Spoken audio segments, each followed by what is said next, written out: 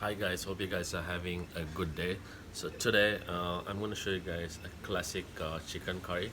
So while you're staying home safe, you guys can make this recipe at home and enjoy it. It's a very mouth-watering dish. It's very simple to make. So I've got some few ingredients here on my plate. So I've got some paprika, black pepper powder, chili powder, curry powder, cumin powder, onions, tomatoes, and green chili.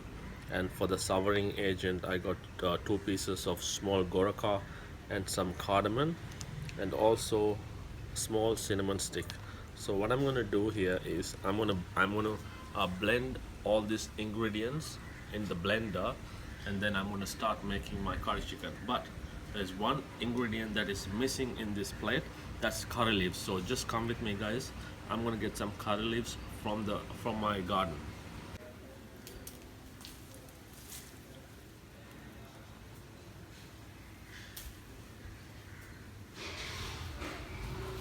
So I've got my curry leaves. So let's get into the kitchen and let's blend all these lovely spices, and then let's start cooking.